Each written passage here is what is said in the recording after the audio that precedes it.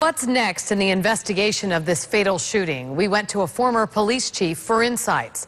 News Channel 5's Marissa Bagg is live outside the Palm Beach County Sheriff's Office with a look at what we can expect. Marissa?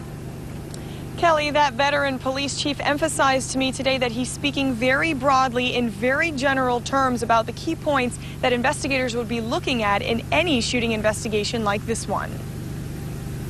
We do not yet know the name of the PBSO deputy who shot and killed Seth Adams. We do know that deputy is off the streets for now, standard procedure in any shooting investigation. The officer is removed from duty. Usually his firearm is taken from him and turned over to the lab.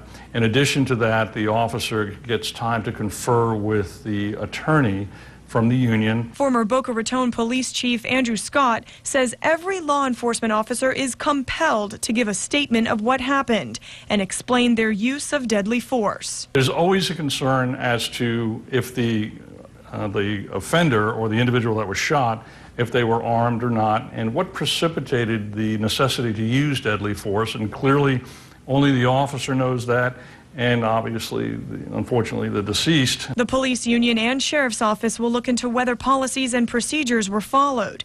The state attorney's office heads the main investigation. Was the shooting justified? They send an assistant state attorney out to the scene to work with the homicide unit to make sure that all of the things are being done that should be done.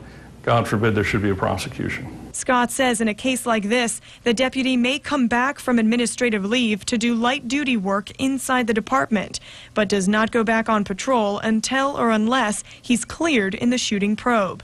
In the meantime, he's offered counseling. It's a very daunting and traumatic event. I don't care what a police officer says and how tough they think they are. Ultimately, when you wind up using deadly force, it's a traumatic event, both emotionally, psychologically.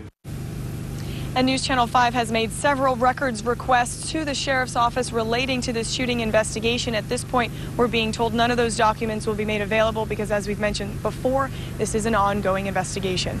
Reporting live, I'm Marissa Bagg, WPTV News Channel 5.